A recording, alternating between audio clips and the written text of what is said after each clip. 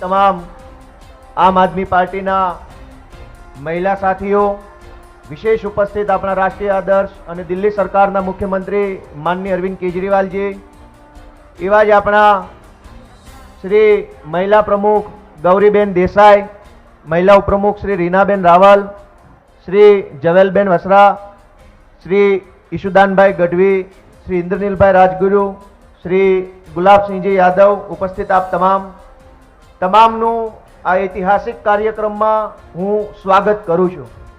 માનનીય અરવિંદ કેજરીવાલજી આજે ગુજરાતના તમામ બહેનોને એક ભાઈ બનીને રક્ષાબંધનની ગિફ્ટ આપવા માટે પધાર્યા છે, ત્યારે હું એમનું ગુજરાતની ધરતી પર સ્વાગત કરું છું।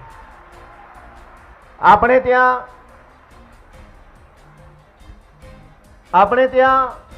એવું કહેવાયું છે કે યત્ર નાર્યસ્તુ પૂજ્યંતે રમંતે તત્ર દેવતા, કે જ્યાં નારીના અધિકારોનું સન્માન થાય, મહિલાઓના ગૌરવ જાળવવામાં આવે, મહિલાઓને સન્માન આપવામાં આવે, ત્યાં દેવોનો વાસ થાય છે, ત્યાં પ્રગતિ થાય છે, ત્યાં વિકાસ થાય છે।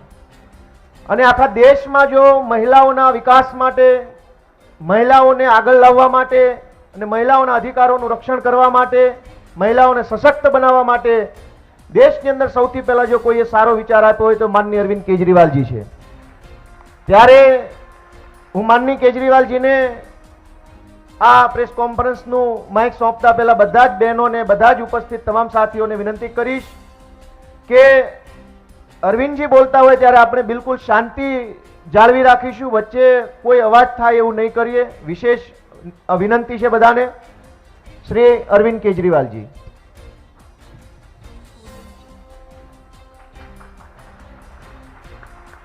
आज यहाँ पे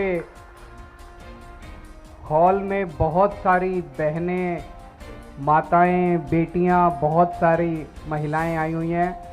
आप सब लोगों को मेरा नमस्कार, सबको मेरा प्रणाम।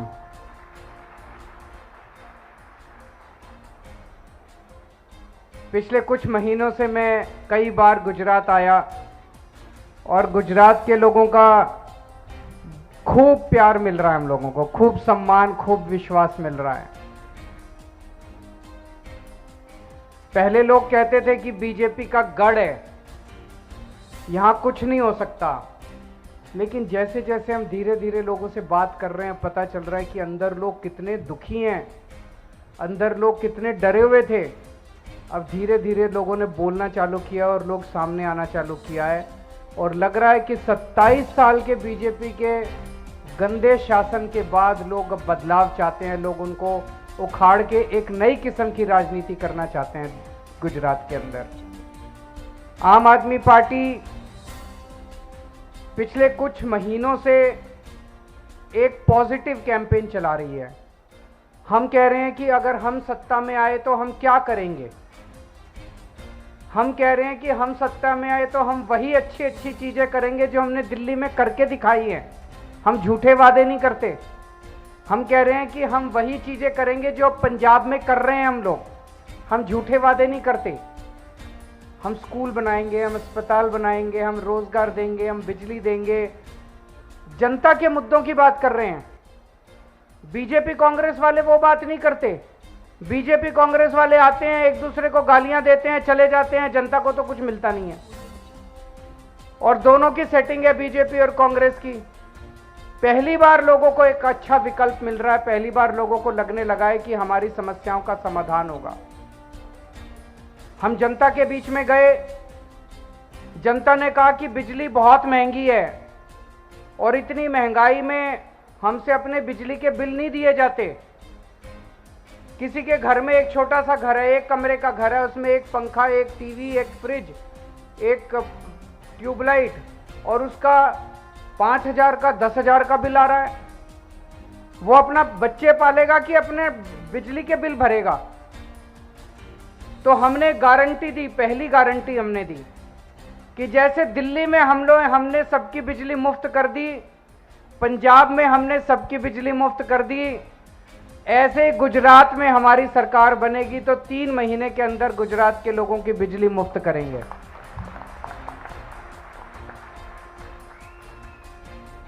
आपके सारे पुराने बिल माफ कर देंगे, पुराना बकाया सब माफ कर देंगे।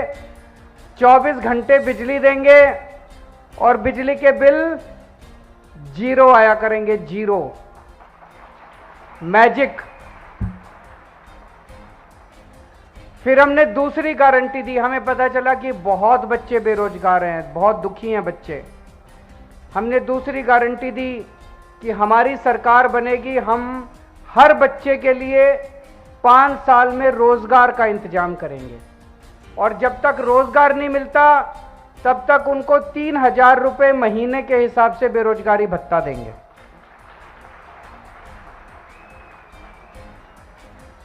दस लाख सरकारी नौकरियों का इंतजाम करेंगे, उसकी भी पूरी प्लानिंग कर रखी है हम लोगों ने। फिर हम व्यापारियों से मिले। व्यापारियों ने कहा कि जी ये बहुत डराते हैं, धमकाते हैं, हमारे ऊपर रेड करते हैं।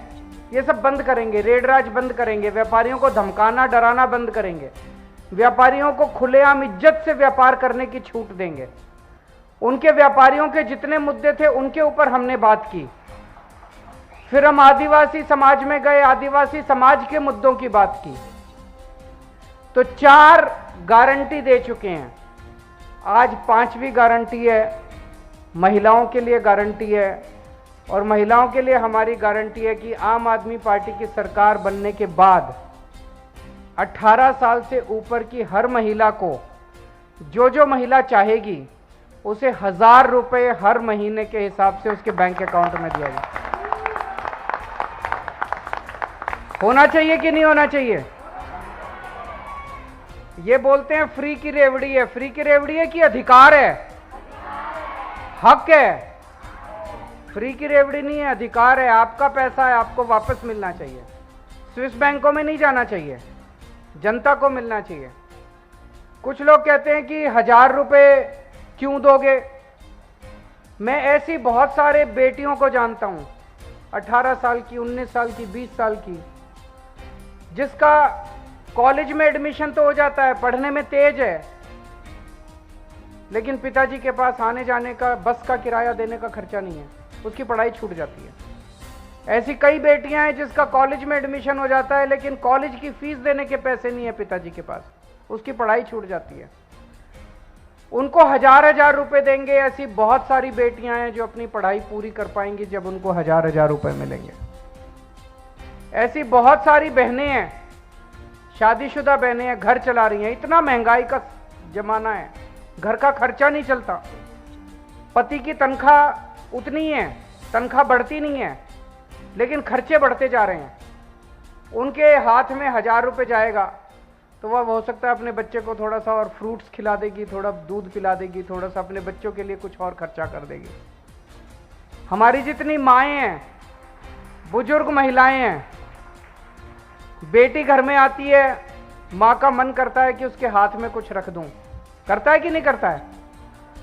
लेकिन माँ को फिर बेटे की तरफ देखना पड़ता है। बेटा देता है तो बेचारी कुछ करती है, बेटा नहीं देता तो अपना मन महसूस के बैठ जाती है। अगर माँ के हाथ में 1,000 रुपए होंगे तो उसको बेटे की तरफ, पति की तरफ देखना नहीं पड़ेगा। वो अपना अंदर जाएगी, संदूक खोलेगी, पैसे निकालेगी और बेटी के हाथ में रख देगी, उसको बड़ा सुकून मिलेगा। 1,000 रुपए हर बहन के हाथ में देने से मैं समझता हूं कि बहुत बड़े स्तर पे अर्थव्यवस्था में भी फर्क पड़ेगा। एक तो है कि आप बड़े बड़े अमीर लोगों के हाथ में पैसा डालो। कोई अरबपति है, उसके पास पैसा जाएगा तो वो क्या करेगा?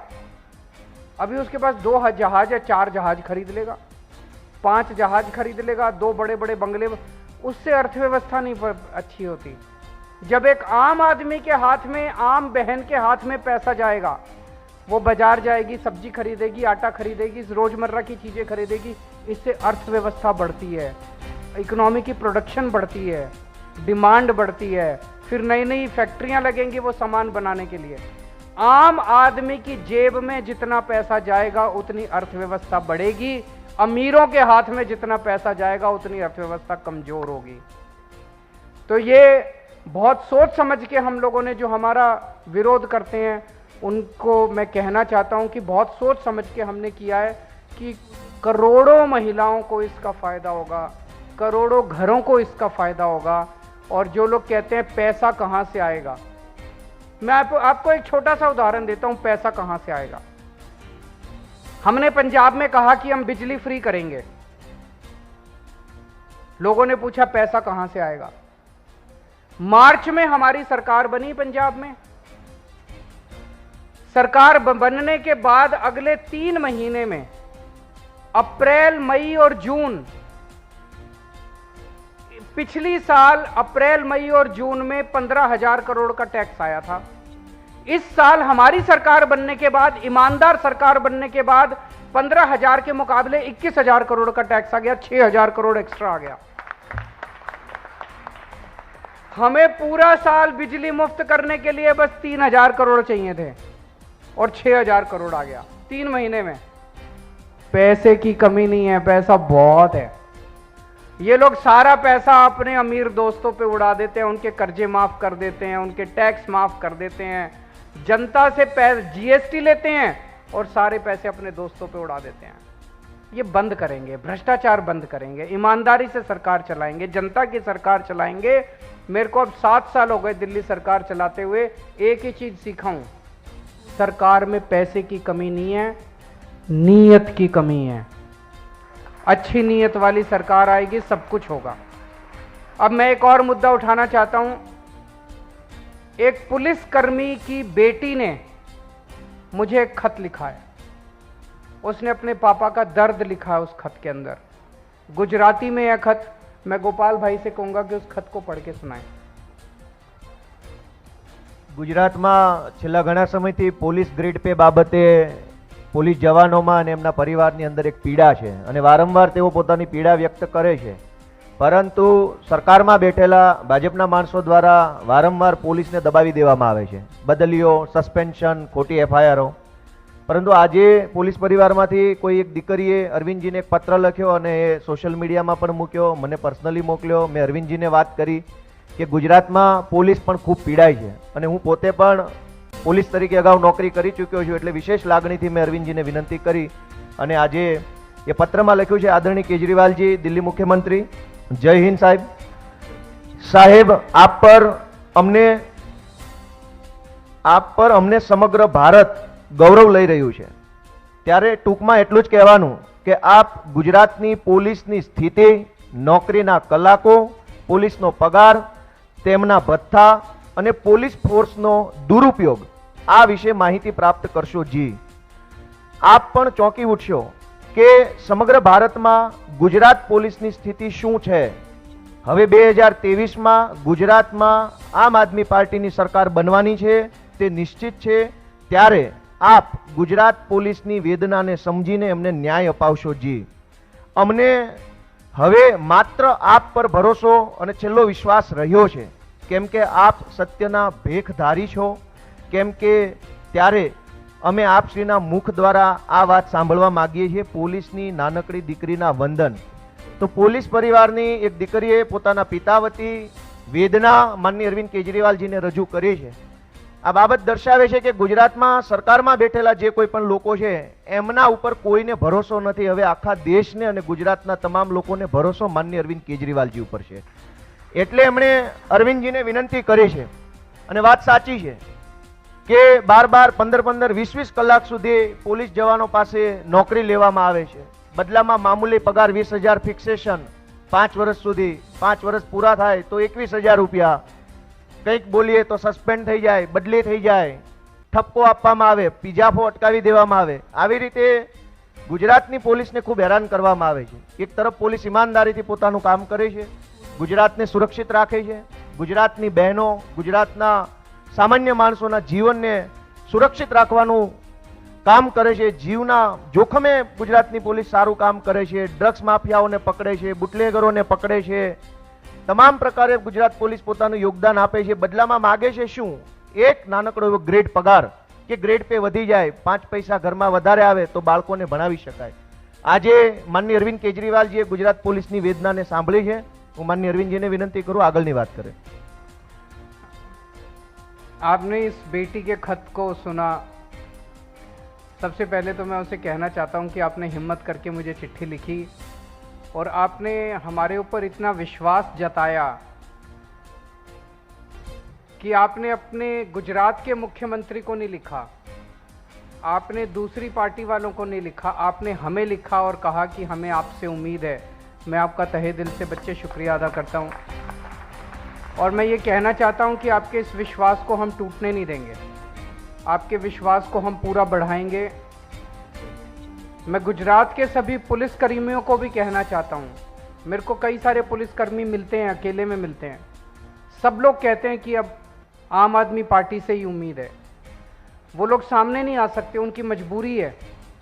मैं उन सबको कहना चाहता हूं कि आप एक बार लग के अपने अपने तरीके से जो जहां है वहां काम करते हुए अपनी नौकरी को खतरे में नहीं डालना। आप अपने अपने तरीके से आम आदमी पार्टी को समर्थन कीजिए, आम आदमी पार्टी को सरकार बनाने के लिए पूरा दम लगाइए। मैं आपको भरोसा देता हूं कि जो अभी 20-20 हज़ार रुपये महीना एक पुलिस वाले को एंट्री पे तनख्वाह मिलती है, 20 हज़ार रुपये में क्या होता है? 20 हज़ार रुपये में तो कुछ भी नहीं होता। एक पुलिस वाला अपने घर का खर्चा कैसे चलाएगा?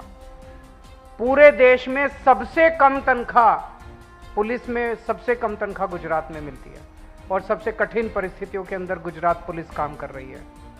हमारी सरकार बनेगी, पूरे देश में जो सबसे बेस्ट तनख्वाह मिलती है किसी भी राज्य के अंदर, वो गुजरात के अंदर लागू करेंगे। गुजरात की पुलिस को उनको पूरी तनख्वाह दिलाएंगे, उनके वर्किंग कंडीशन को सुधारेंगे और फिर हम उम्मीद कर सकते हैं कि वो गुजरात के लोगों की सुरक्षा अभी भी अच्छी कर रहे हैं, लेकिन और मुस्तैदी के साथ और अच्छे तरीके से वो गुजरात के लोगों की रक्षा करेंगे। अभी मेरी उन सबसे विनती है, आप जहां भी हैं, जैसे भी है, काम करते रहिए और अंदर खाने जैसे जैसे हो सकता है आप आम आदमी पार्टी की सरकार बनाने में मदद कीजिए। अगर कोई प्रश्न है मीडिया के लोगों के तो आप।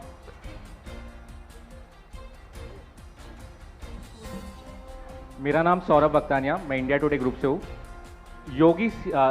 उत्तर प्रदेश के सीएम योगी आदित्यनाथ ने एक ट्वीट किया है, कहा है कि 60 साल से ऊपर की जो महिला होगी उनको मुफ्त में ट्रैवल करने दिया जाएगा सरकारी बसेस में। उस पर आपकी क्या प्रतिक्रिया है? और दूसरा, जो आने वाले चुनाव में आपकी पार्टी महिलाओं को कितना रिप्रेजेंटेशन देगी और उसके लिए आपकी कितनी तैयारी है? मैं भी आज वो एक्चुअली पढ़ के थोड़ा सा दंग रह गया था। योगी जी, प्रधानमंत्री जी ने खुल के बोला है कि भाई ये फ्री की चीज़ें नहीं होनी चाहिए और योगी जी ने कहा है कि भाई हम तो देंगे। तो पता नहीं लगता है कुछ लड़ाई झगड़ा हुआ है या क्या है, मैं तो जानता नहीं हूँ। वो तो उन्हीं से, आप ये प्रश्न उन्हीं से पूछिए कि उन्होंने अपने बॉस के खिलाफ ऐसे क्यों काम किया, उसका जवाब मैं तो नहीं दे सकता। मेरा नाम किशन काटेलिया है, मैं गुजरात फर्स्ट न्यूज़ से हूँ। ये ग्रेड पे वाली अभी गोपाल भाई ने चिट्ठी पढ़ी, क्या आप उसके बारे में कुछ सोच रहे हो? जो ग्रेड पे का जो बिल्कुल, मैंने जैसे अभी कहा, हमारी सरकार बनेगी, हम तुरंत गुजरात पुलिस के कर्मचारियों को, अधिकारियों को पूरे देश में जिस राज्य में सबसे अच्छी तनख्वाह मिलती है उसके बराबर तनख्वाह करेंगे अपने गुजरात पुलिस कर्मियों को।